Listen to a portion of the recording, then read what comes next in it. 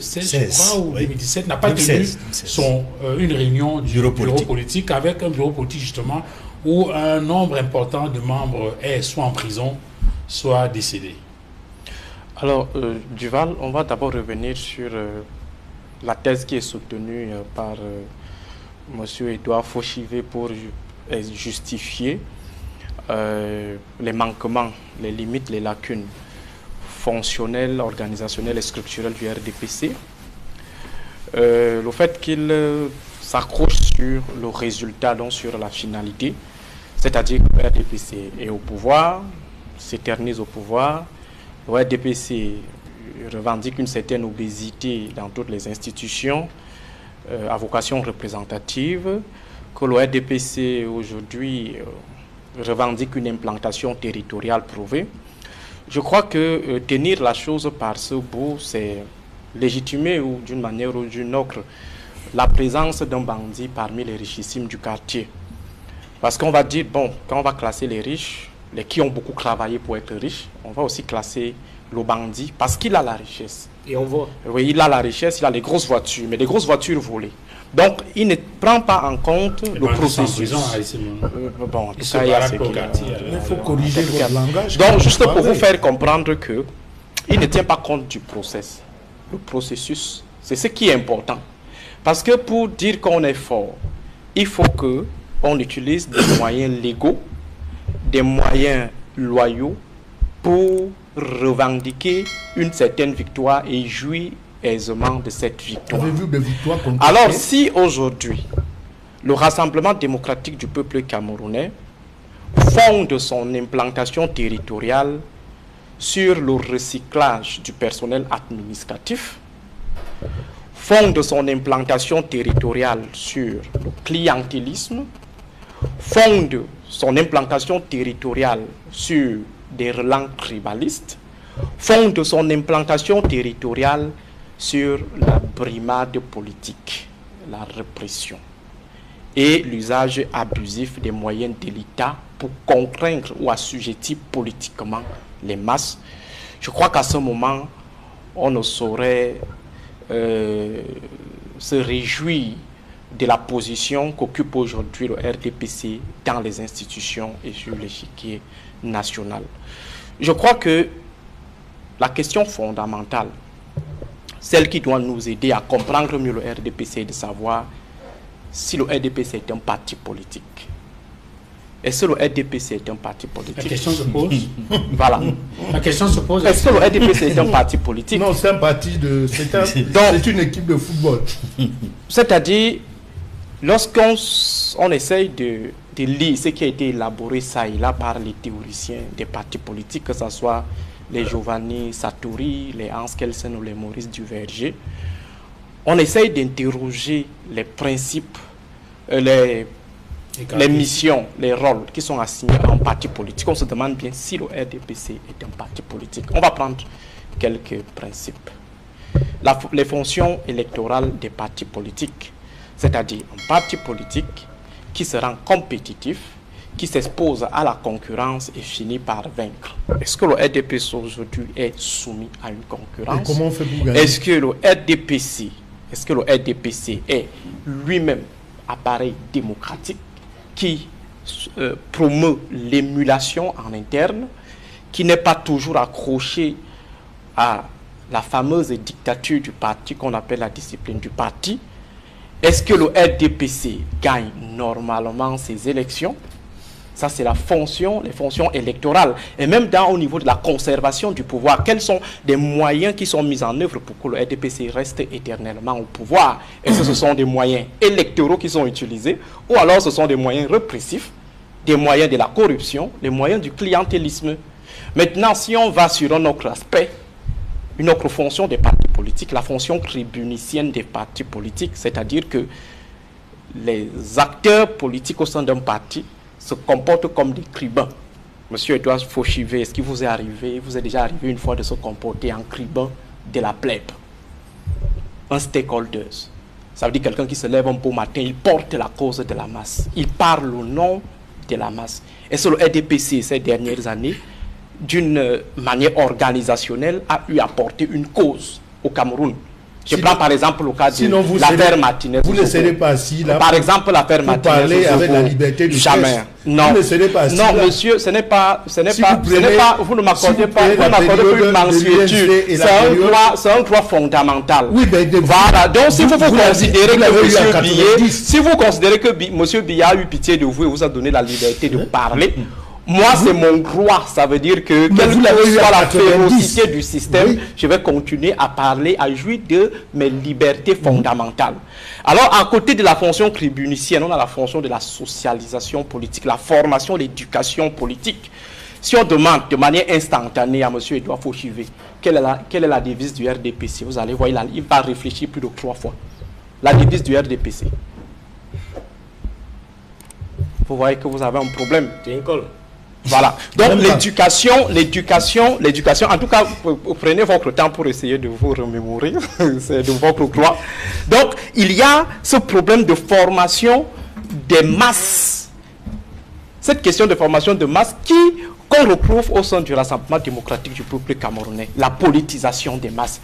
On a quoi au sein du Rassemblement démocratique du peuple camerounais si on essaie de faire la sociologie des militants ou en essayant de glisser une certaine typologie. Alors au RDPC, qui sont militants, qui se revendiquent aujourd'hui le statut de militant, pas que qui sont militants, qui revendiquent aujourd'hui le statut de militant au RDPC. Ce sont des opportunistes. Ça veut dire des individus qui veulent préserver leurs privilèges ou qui veulent avoir accès à un bon nombre de privilèges. Ce sont des clientélistes qui sont des militants du RDPC. Ce sont des tribalistes aussi, donc des gens qui suivent comme ça par relan purement tribal, parce que le frère, c'est notre frère qui est, ainsi de suite. Il y a ceux qui sont RDPC parce qu'ils ne comprennent.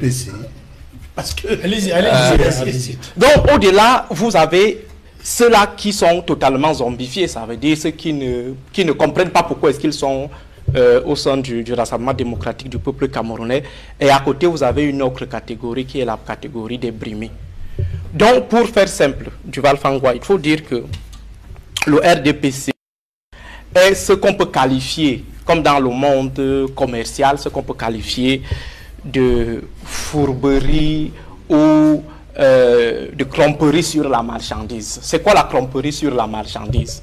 Ça veut dire que derrière le label RDPC, vous avez une fausse étiquette, vous avez une fausse publicité, vous avez derrière le RDPC une contrefaçon et vous avez une déformation de la qualité.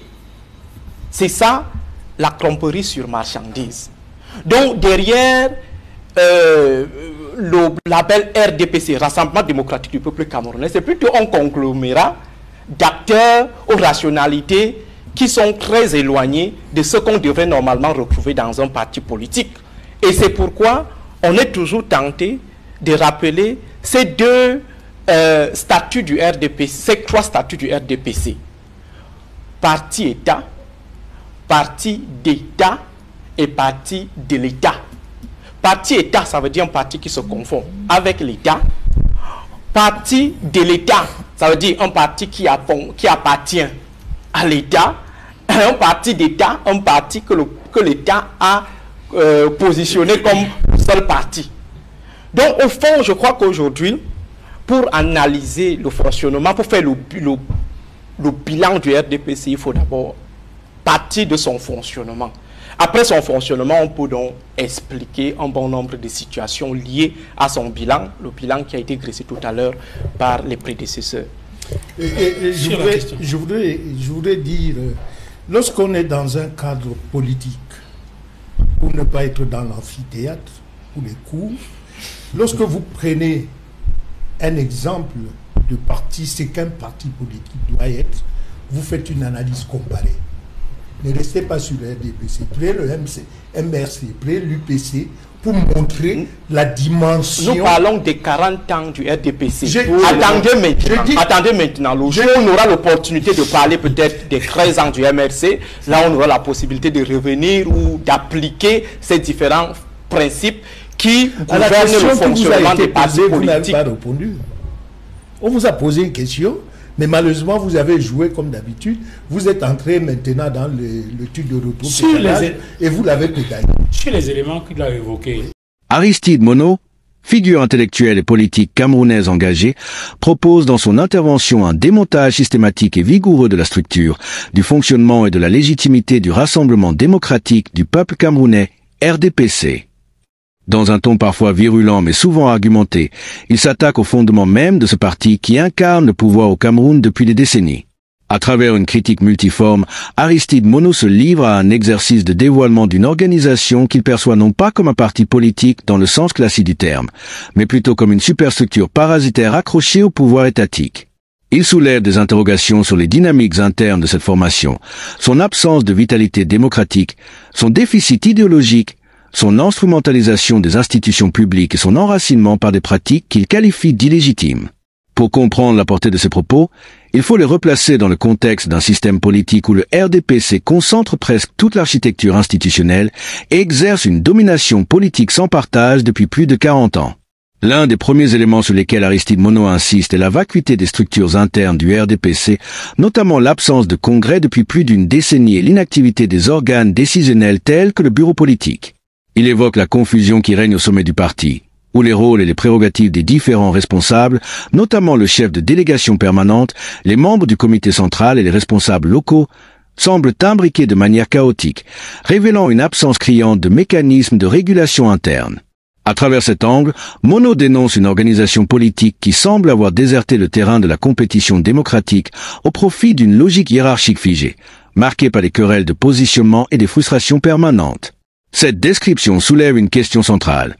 Peut-on encore considérer comme un parti politique une formation qui ne se réunit pas, ne débat pas et ne procède à aucune remise en question de son orientation stratégique ni de son mode de fonctionnement? En analysant la posture défensive des soutiens du RDPC face aux critiques, Aristide Mono pointe ce qu'il considère comme une stratégie de légitimation fondée exclusivement sur les résultats apparents. Le parti est au pouvoir, il est majoritaire dans toutes les institutions, il est présent dans toutes les régions du pays. Pour lui, cette justification est aussi simpliste que dangereuse. Elle revient à légitimer n'importe quelle domination du moment qu'elle est prolongée et visible. Il utilise pour illustrer cette idée l'image du bandit enrichi, possesseur de grosses voitures volées, mais qui se vante de sa fortune comme preuve de sa compétence. Par cette analogie provocante, Mono oppose une vision politique éthique, fondée sur le respect des règles, à une vision cynique, où seule la fin justifie les moyens. Dans ses critiques du RDPC fondée sur le déni du processus démocratique, Mono introduit une réflexion fondamentale sur la manière dont ce parti conserve le pouvoir. Il met en évidence l'usage systématique du clientélisme, du tribalisme, de la coercition politique et de l'instrumentalisation des moyens étatiques. Le RDPC, selon lui, tire sa force non pas de l'adhésion idéologique ou de la mobilisation citoyenne, mais de la captation des ressources publiques, du contrôle de l'appareil administratif et de la répression des oppositions. À travers cette lecture, le parti au pouvoir est perçu comme un monstre bureaucratique hybride entre État et parti, qui parasite la démocratie au lieu de la promouvoir. Il ne s'agit plus d'un simple déficit de fonctionnement, mais d'un détournement complet de la logique démocratique au profit d'un appareil politique autoritaire. Dans cette lignée, Mono s'interroge sur la nature même du RDPC. Est-ce véritablement un parti politique? Pour répondre à cette question, il mobilise les concepts et critères des penseurs politiques classiques, Sartori, Duverger, Hans Kelsen. Il s'interroge sur la capacité du RDPC à remplir les fonctions traditionnellement assignées à un parti politique. La compétition électorale honnête, l'expression pluraliste des idées, l'organisation de débats internes, la formation des citoyens à la vie politique, la participation à la délibération démocratique. En pointant l'absence de ces fonctions, il conclut que le RDPC ne répond pas aux critères d'un parti au sens noble du terme. C'est un simulacre de formation politique, une organisation qui fonctionne par automatisme et par inertie, sans véritable vie démocratique, point. Et elle pousse plus loin l'analyse en soulignant que le RDPC est incapable de se soumettre à une réelle concurrence politique. La compétition électorale au Cameroun, selon lui, est viciée dès le départ, faussée par l'absence d'un arbitre indépendant, par les manipulations électorales, par la mainmise sur les organes de contrôle et de proclamation des résultats. Dans ces conditions, la victoire du RDPC n'est jamais la preuve de sa popularité ou de la qualité de son projet politique, mais le résultat d'un processus biaisé. Cela soulève une question de légitimité fondamentale. Un parti peut-il se prétendre représentatif lorsqu'il triomphe dans des compétitions dont il est à la fois acteur, arbitre et bénéficiaire? Mono remet également en cause l'idée que le RDPC serait un acteur de socialisation politique. Il affirme que la plupart des militants du parti ne sont pas mobilisés par des convictions idéologiques ou politiques, mais par des motivations opportunistes. Il distingue plusieurs catégories de militants, les opportunistes, les clientélistes, les tribalistes, les zombifiés, qui suivent aveuglément, et les déprimés, qui restent dans le parti faute d'alternative. Cette classification brutale mais parlante traduit une vision désabusée de l'engagement politique au sein du RDPC. Le parti, dans cette perspective, n'est plus un lieu d'apprentissage ou d'émancipation citoyenne, mais un simple canal d'accès aux privilèges, une machine à reproduire des élites déconnectées des aspirations populaires. De manière plus symbolique, Aristide Monod critique la confusion des statuts du RDPC. Parti-État, parti d'État, parti de l'État. Ces formules désignent une imbrication totale entre le pouvoir politique et l'appareil étatique. Dans un système pluraliste, l'État devrait être au service de tous, indépendant des partis. Mais ici, le RDPC, selon Monod, utilise l'État comme son bras armé, capte les ressources publiques pour se renforcer et confisque la neutralité de l'administration. Ce phénomène est bien connu des régimes autoritaires où l'alternance devient pratiquement impossible car l'appareil étatique est entièrement mobilisé pour maintenir un seul et même camp au pouvoir. Ce monopole sur l'État rend illusoire toute réforme démocratique et bloque l'émergence d'une vraie culture du pluralisme politique. Enfin, Monod se positionne comme un acteur politique qui refuse la résignation. Il évoque sa propre liberté d'expression, qui ne considère pas comme une concession du pouvoir mais comme un droit inaliénable. Ce rappel est essentiel dans un contexte où la liberté de parole est souvent perçue comme un privilège octroyé par le pouvoir. En affirmant que, même sous la férocité d'un système, il continuera à parler, il s'inscrit dans une tradition de lutte démocratique où la parole critique est une arme contre la domination. Il appelle à un réveil des consciences, à une prise de distance vis-à-vis du discours officiel et à une reconquête des espaces de débat politique. En somme, les propos d'Aristide Monod ne sont pas simplement une critique virulente d'un parti. Ils constituent une analyse profonde et multiscalaire d'un système politique en crise. Derrière les attaques frontales contre le RDPC, c'est toute une réflexion sur la nature du pouvoir, la démocratie, la citoyenneté et le rôle des partis politiques qui se dessinent. Monod adopte une posture intellectuelle exigeante. Il mobilise des références théoriques, confronte les principes à la réalité et pousse à une relecture critique des évidences politiques. Il ne se contente pas de dénoncer. Il propose implicitement une autre manière de concevoir la politique, fondée sur la transparence, la compétition équitable, la formation citoyenne et la séparation des pouvoirs. Il est cependant nécessaire de tempérer certains aspects de son discours. La virulence des termes employés, le caractère absolu de certaines affirmations et le manque de nuances dans la typologie des militants du RDPC peut susciter des réserves. Tous les membres de ce parti ne sont pas nécessairement des opportunistes ou des zombifiés. Il existe sans doute des individus sincères, des technocrates compétents, des militants convaincus qui croient encore en un projet politique au sein du RDPC. En peignant le tableau en noir, Monod court le risque de tomber dans une forme de simplification qui pourrait décrédibiliser certaines de ses critiques, pourtant fondées. Il faut également reconnaître que le RDPC, malgré ses nombreuses failles, a su maintenir une certaine stabilité politique dans un pays où les tensions ethniques, les défis sécuritaires et les fractures sociales sont nombreux. On peut questionner les moyens utilisés pour assurer cette stabilité, mais ignorer totalement cette réalité serait faire preuve de parti pris. La critique politique gagne en efficacité lorsqu'elle s'appuie sur une reconnaissance équilibrée des faits, y compris ceux qui contredisent nos hypothèses. Pour autant, l'intervention d'Aristide Monod constitue une pièce importante dans le débat sur l'avenir du Cameroun. Elle offre un regard lucide et frontal sur les dysfonctionnements d'un système politique arrivé à bout de souffle. Elle pose des questions fondamentales sur le rapport entre pouvoir et légitimité, sur la place du citoyen dans la sphère publique, sur la nécessité de refonder les institutions et de réhabiliter la politique comme instrument de transformation sociale. C'est cette exigence de vérité, cette volonté de remettre la politique au service du peuple, qui constitue le cœur de son message. En définitive, les propos d'Aristide Monod invitent à une rupture radicale avec la logique du statu quo. Ils poussent à repenser les fondements même de l'organisation politique au Cameroun. Ils interpellent chaque citoyen sur sa responsabilité dans le maintien ou la contestation de l'ordre établi. Et surtout, ils rappellent que la démocratie ne se mesure pas à la durée d'un règne, à la quantité de militants ou à la fréquence des élections, mais à la qualité des institutions, à l'effectivité des libertés et à la participation active éclairée du peuple dans les affaires de la cité.